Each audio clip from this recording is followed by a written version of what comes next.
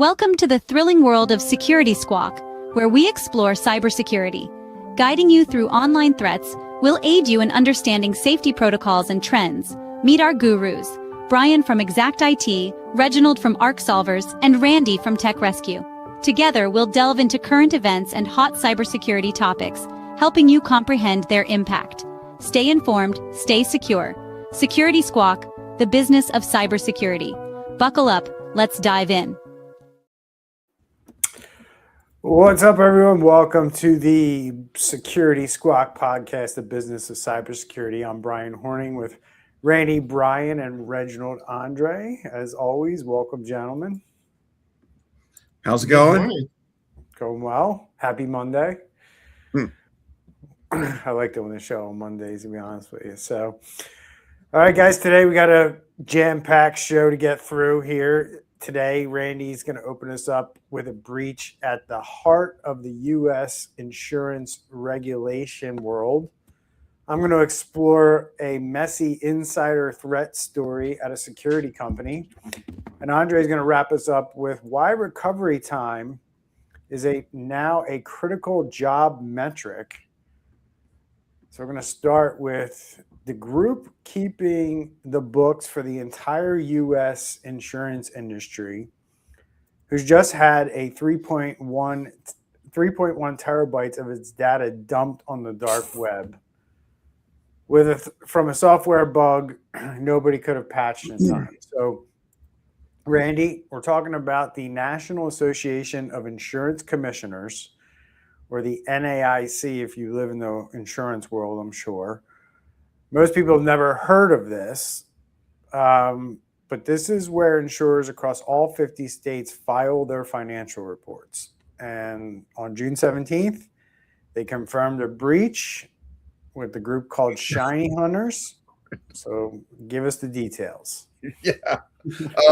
This is a pretty big deal because this, like you mentioned, the NAIC deals with insurance for it's a risk, basically a risk setting organization as well. So the guys that set the risk for other organizations have been hacked.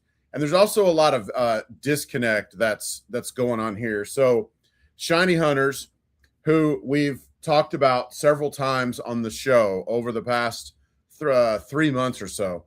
In fact, they've probably been the most mentioned group on our show over the last 3 months, even probably 6 months, because y'all know they were involved in the Salesforce hack, if you will, which a lot of that was just Salesforce not having MFA or something like that, and them getting a hold of passwords and things like that and getting in. Well, this one, same group, but this one involves a software called PeopleSoft by Oracle. And there actually was what we call a 0 day. A 0 day means there's a vulnerability that nobody knew about before. So someone found a vulnerability.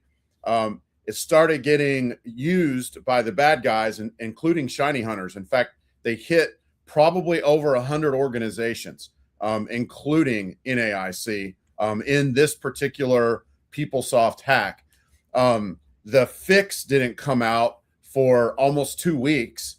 And then basically NAIC discovered it the day after the fix came out. So my guess is the bad guys were in there for about 10 days. The bad guys are saying that they offloaded about 3 terabytes-ish of data before they were caught.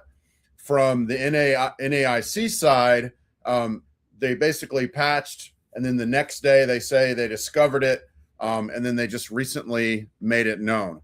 But there is a disconnect here, guys, that I want to talk about, because NAIC is saying it's a little video breach, right? And ShinyHunters is saying it's a big honking breach, if you will, to put it into the Texas vernacular. So NAIC is saying that publicly available statutory reports were stolen. Okay, so you could go get these with a little bit of due diligence from anywhere else on the web. They're publicly available. That's what NAIC is saying. So ShinyHunters is saying that they have over 260,000 regulatory filing documents, not the public financial reports, but the filing documents. And this list goes for several things where NAIC is saying that there's an insurance investment credit rating is there, but ShinyHunters is saying that the bulk orders for these credit ratings containing PII have been stolen. And so NAIC is saying outdated logs and server configuration files, and ShinyHunters is saying over 45,000 files from major credit rating agencies. So NAIC is saying no evidence of active PII or banking data access. I already mentioned 200 plus orders that ShinyHunters is saying they got a hold of that has PII, but they also got a hold of AWS infrastructure logs, cloud configs, SQL scripts, and workload automation data. And I read all that and I'm like, I sure hope they're not doing any vibe coding and they're putting APIs in their strings and their URLs and their whatevers. So that stuff would all get released when the logs were breached. Bottom line is this PeopleSoft is a very important software to a lot of organizations. They had a really bad 0 day. Over 100 organizations were affected, including NAIC. Would love to hear y'all's thoughts on this. Yeah, well, this is just a good example where you can't patch a vulnerability that hasn't been discovered yet, and that's what's so hard to detect with these 0 days. A lot of times we always say it in our stuff: just patch. Make sure you have patching on. Make sure it's automated if possible. But in this case, it seems that they were doing the right thing. It's just like have better luck next time, right? Could be, but I was reading into this story, Randy, and Kroll, one of the large consulting firms out there, they cut their data feed to the NAIC, which is just another example of how one vendor's issue, one vendor's bug can freeze functionality for an entire industry. And this isn't, some small insurance company we're talking about. Again, showcasing third-party / supply chain risk that exists in the world today at an alarming rate. So again, a 0 day with no available fix.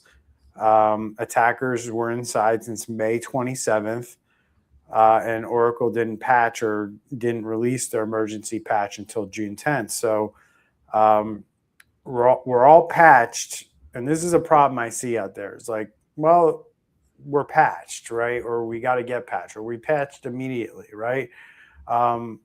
Patching is not the finish line, and patching isn't always the answer in a lot of cases for businesses. And I think we, as cybersecurity people, as IT professionals, we need to understand that that's only part of the solution.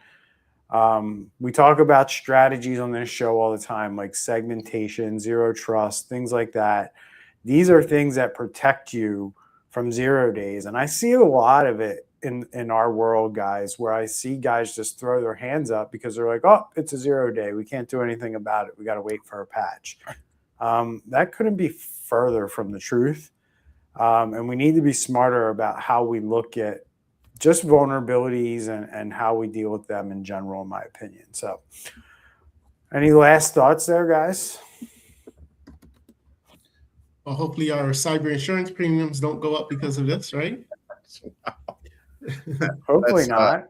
That's right. And I think we just need to keep our eye on it, Bryan, to see. Right now it's a he said, she said thing.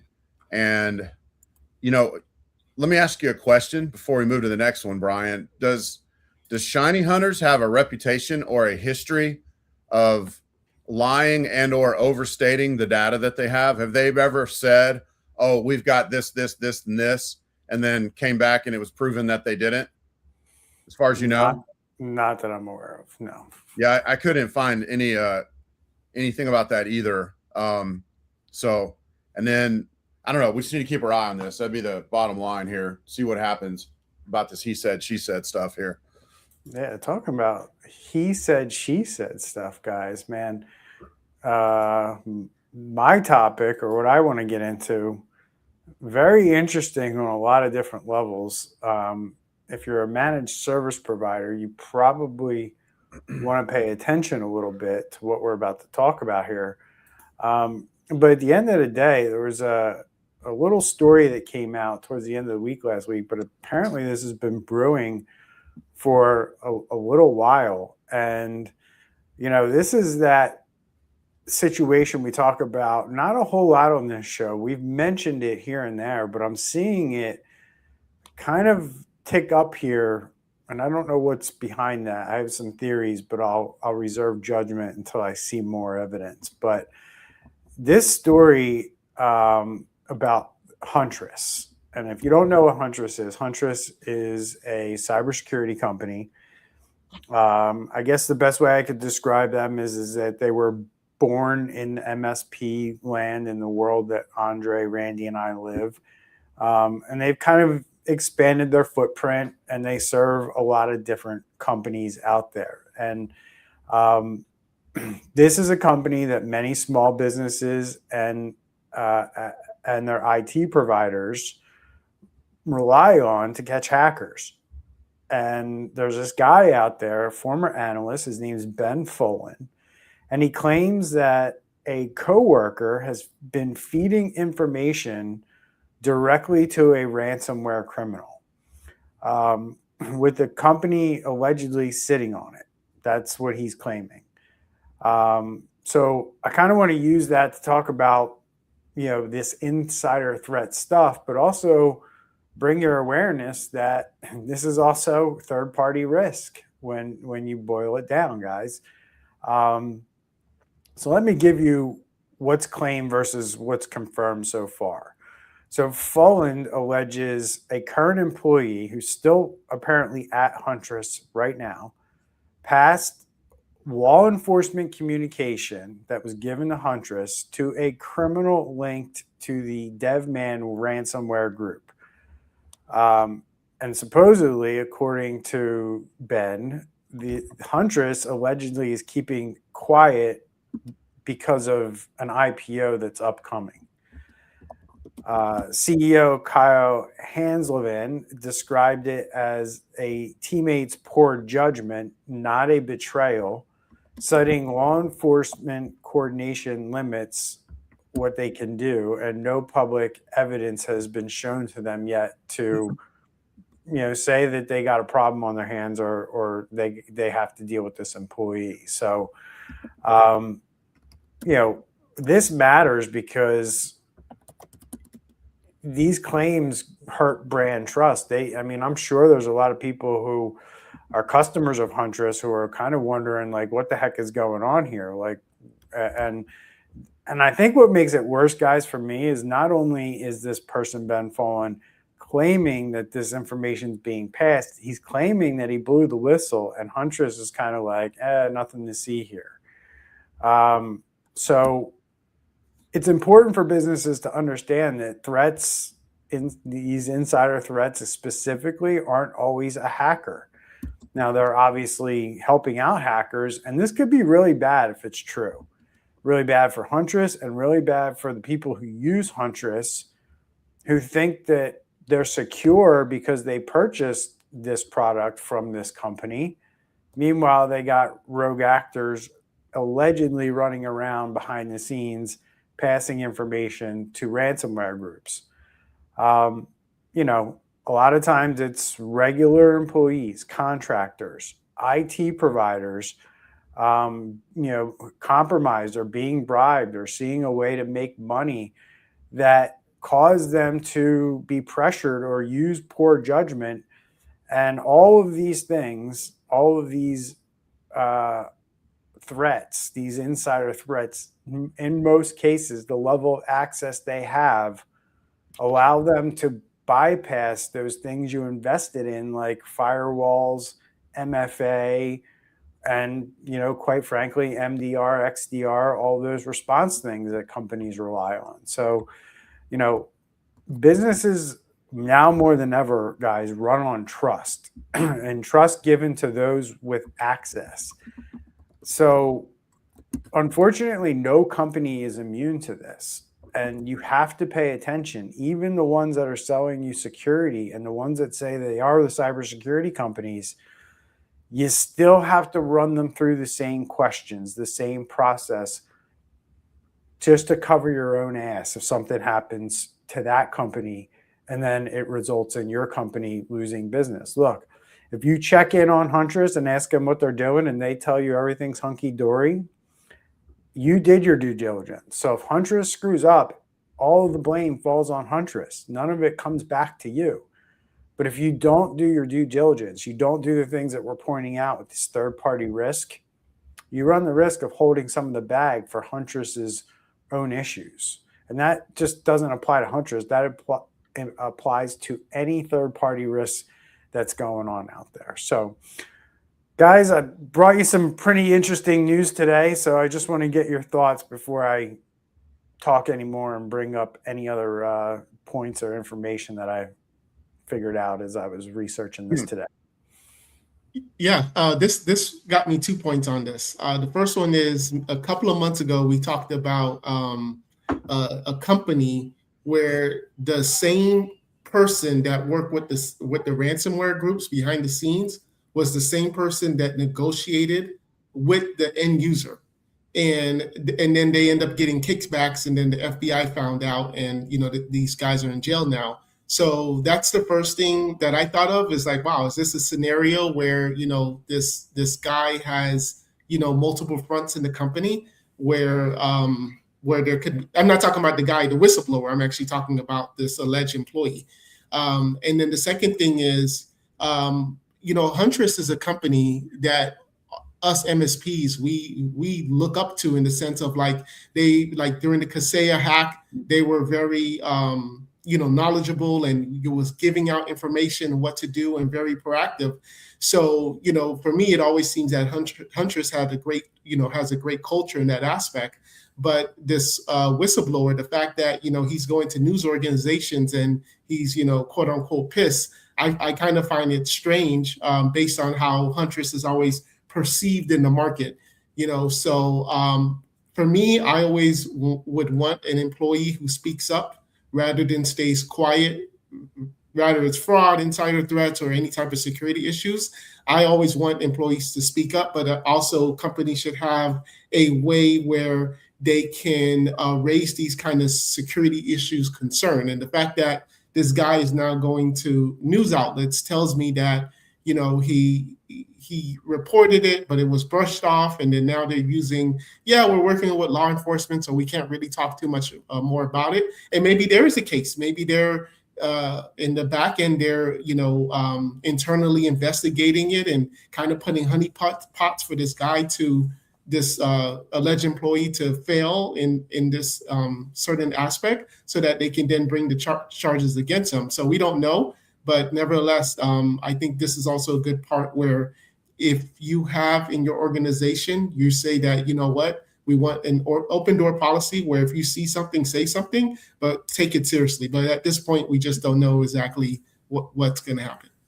Yeah, and a couple things, Bryan. One, I would say there's a lot of he said, she said right this moment, and a lot of the bad stuff is still allegations.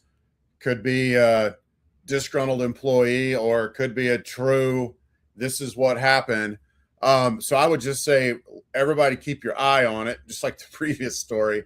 But I would also say, Bryan, you mentioned talking to your vendors, and we've touched on that over the years, because it is very important.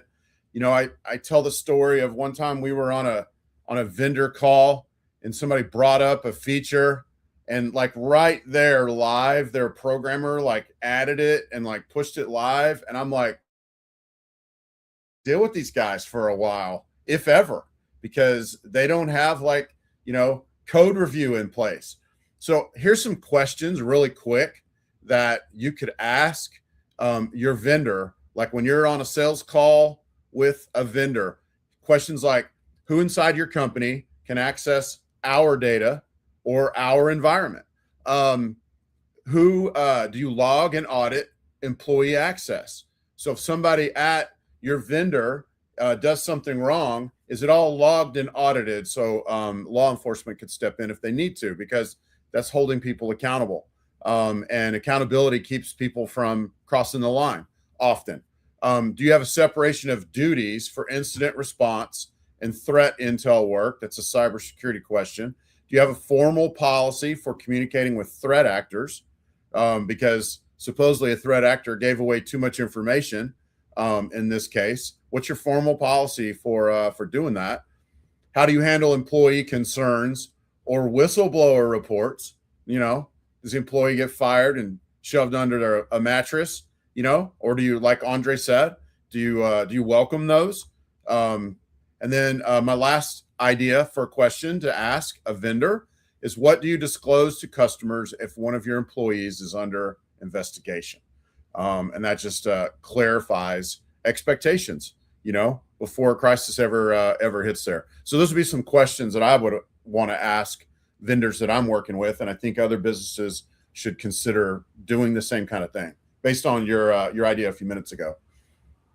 Yeah, as Andre pointed out, these criminals are not seeking insiders, they're openly seeking insiders all the time, right? So last fall, Medusa ransomware gang tried bribing a BBC employee, offering a cut of the ransom demand that gets paid, right?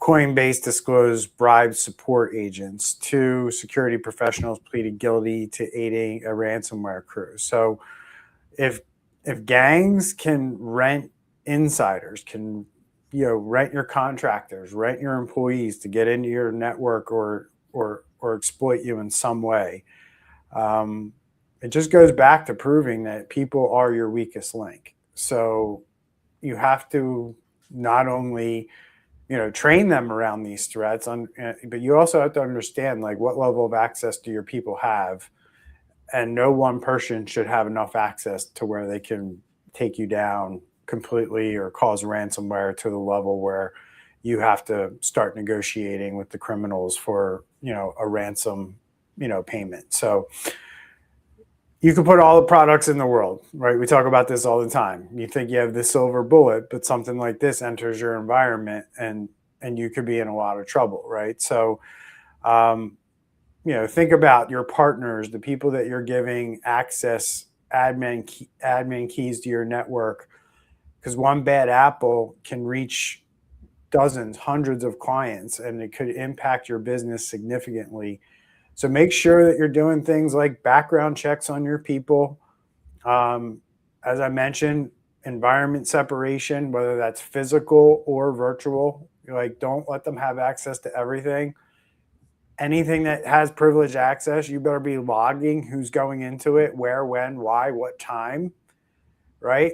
And get that into your agreements with these companies, right? That you're not allowed to access our environment between these times and these times, because you know what? We're watching, number one. And if you do, you're in breach, right? There's times and reasons why companies should be operating within your environment.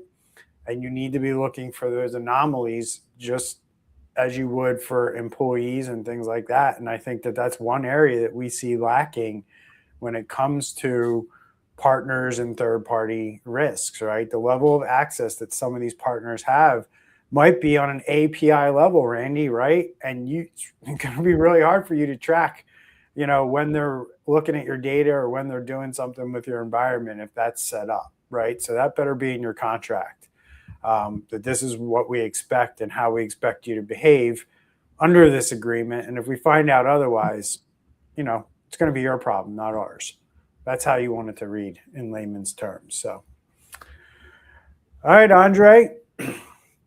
So moving over to you and talking about these insider threats And now we're talking about one question that every owner will probably lose sleep over when something gets through. How fast can you get back up when those outsiders do get in, whether that's through an insider threat or some other way?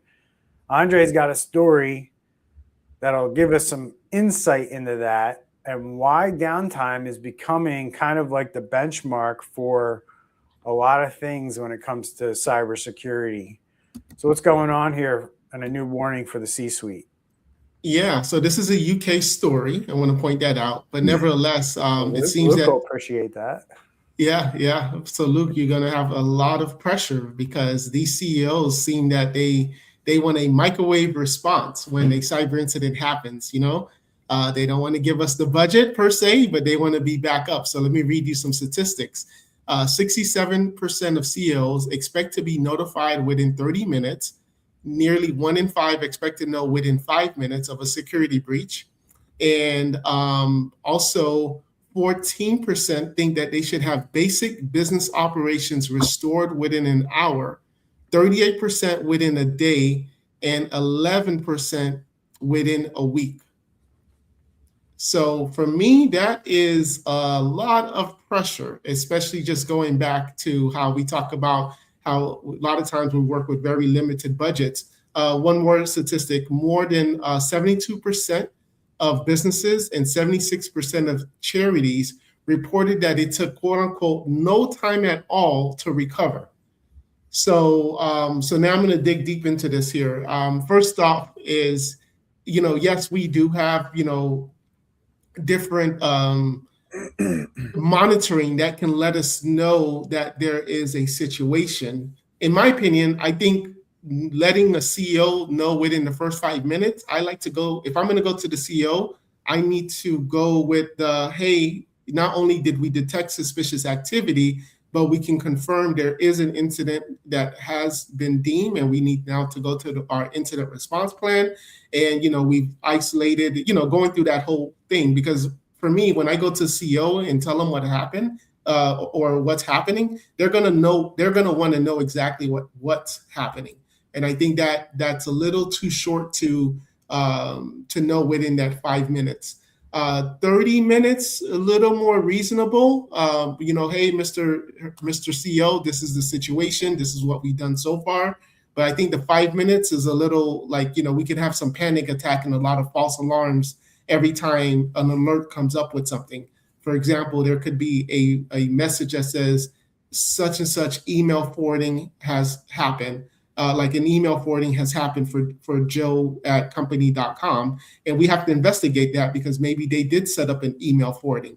And then the last thing I wanted to talk about was the recovery. They're being able to restore their operations within 24 hours. I don't think we've talked about any article where they've got some type of ransomware attack or cyber attack, and now all of a sudden, yeah, that happened, yesterday, but everything is good, keep on selling. So I think these numbers are not realistic for me. What do you guys think? Go ahead. No, I was going to say, it illustrates what we talk about on the show a lot, which is the C-suite's completely out of touch with what they want, what they think, and what the data really tells us, right? I point out on the show all the time that, these guys think they're secure. They think that they're spending enough money. And then when you actually pull the data, to look at if any of that is on point, or they're so off base with what reality is. So like they live in this fantasy land of like, this is what I want and this is what I think it should be. And I hired an IT guy, and, just because I hired somebody or spent money on a role, I feel like I should have the best of the best. And that's just not how it works. Sophos found only 19% of ransomware victims recovered within a day last year, right? A typical incident causing about 24 days of disruption. So like, the numbers are so far off, Andre, from reality. Yeah. Like it's wild to me what you just read off. And if I'm working in IT in the UK, and that's kind of like the temperature of the land, I'm not too worried about it because I know that it's unrealistic, right? I don't look at it as pressure. I look at it as these C-suite and these people who are spouting this stuff off need to be re-educated about what's reality out there. If you want that kind of recovery time, no problem. Open up your fucking checkbook. And I would that's a great way to put it. You know, there's so much here to unpack, I guess. I've got about 9 things trying to get out of my brain at the same time, but I've interviewed several CISOs, CTOs, IT managers, IT executives, and you know, one of the things that I think has been a sign of success through all of these different interviews and their success of getting the budget they need to get this kind of stuff done, because like Bryan said, this costs money. And the biggest, I think, predictor of success that I've seen is the ability of the IT person, whoever that is in that organization, to be able to communicate effectively with the CFO, potentially with the investors. But that IT person has to really couch this in a frame of, this is risk. I found another article, and I know I'm getting a little far out here, but I will bring it back around. I found an article here that says in the last year, this was the reporting year was 2024, that the global 2,000 companies lost around $600 billion because of downtime. So for that CFO, for that CEO, for the investors, for the board, downtime is a really big deal. And like Bryan said, they need to get out their checkbook and they need to pay for it, because things need to be put in place to limit the downtime. And, you know, that's probably the number 1 and number 2 biggest risks that businesses are facing these days. Number 1, I would say, is your data and liability around your data for whatever reason. And then number 2 would be this. So to bring it back around and kind of wrap it up with a nice little neat bow here. Bottom line is, your cybersecurity plan at your business needs to look at what happens before and after the actual attack, and it needs to limit the blast radius. If you can limit the blast radius, you could be back in a faster time. But if they get one password and that gets them in the whole thing, you're not coming back in 5 minutes, and you're not coming back in an hour. You're not coming back in a week. But if you do the right things, now nothing is 100% foolproof, and there could still be a 0-day or whatever, but you really can have a plan in place that limits the blast radius and then limits the amount of downtime that you have. But like Bryan said, you got to take out your checkbook, and you got to pay for it because it costs money. And you can't tell your IT guy, hey, cut costs by 20%. Oh, and also limit our blast radius at the same time. Because when you cut the cost, most likely you're making that blast radius bigger.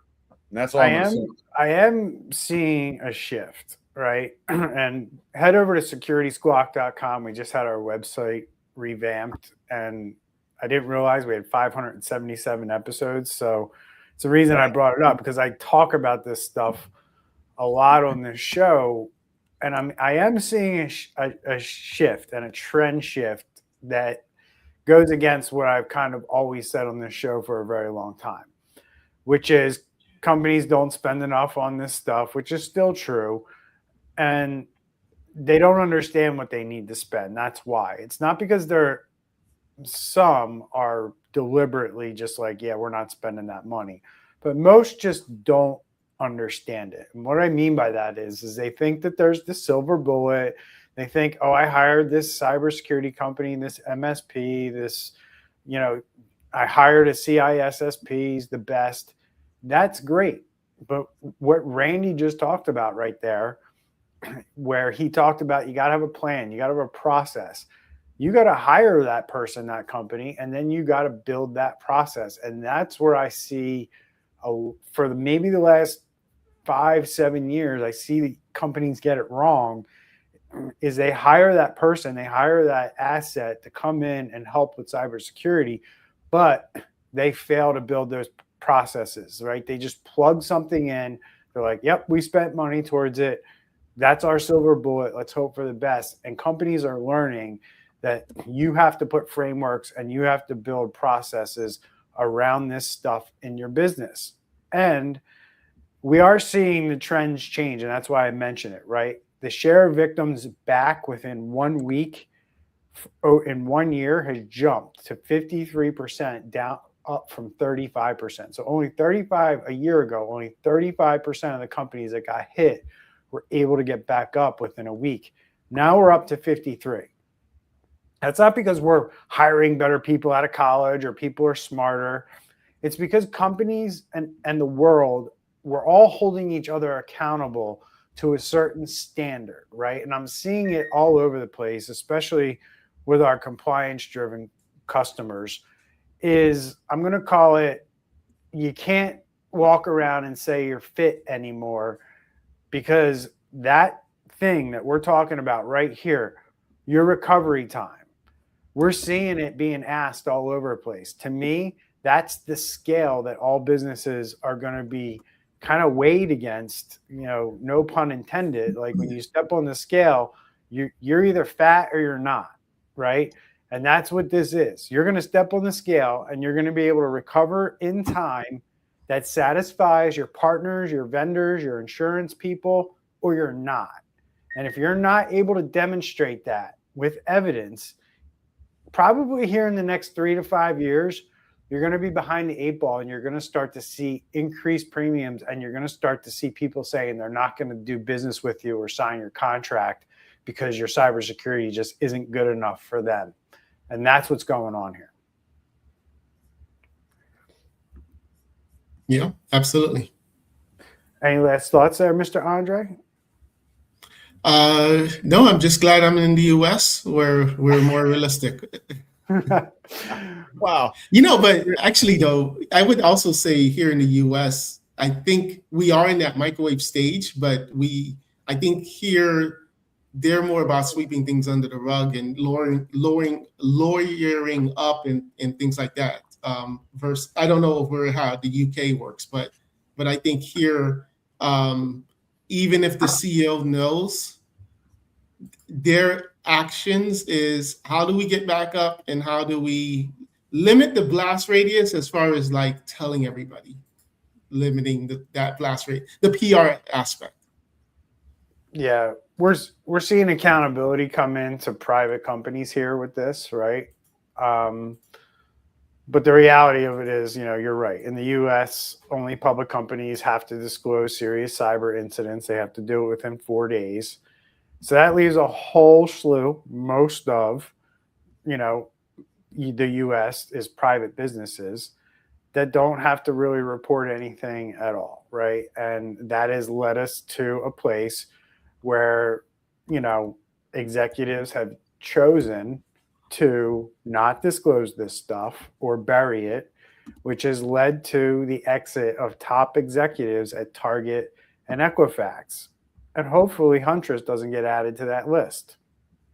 But based on what we're seeing, that's what we're playing with right here, right?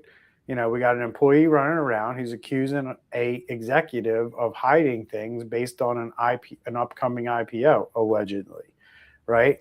But if that doesn't play out well, and we find out there was an insider threat, there's going to be a top executive at Huntress who's going to have some questions to answer.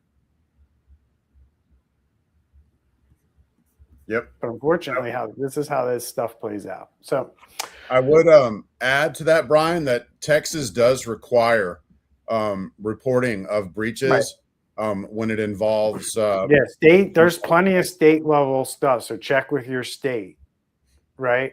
But at the end of the day, yeah, I mean, you have to at a federal level, there's nothing that requires a private company to report anything. So, all right, guys. So let's take a look at what we talked about today. We have, talk about a trusted vendor, a trusted insider, and your own systems.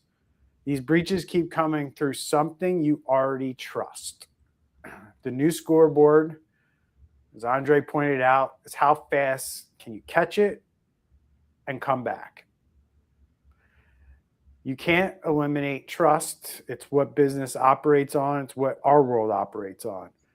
But you can verify it and you can rehearse for the day that the trust fails. And it's very important. That is now going to be the scale by which all businesses are going to be measured as to whether you're worthy enough to do business with, that you're not going to present a risk to my business or in any way, right? Insurance companies, or if we do business together.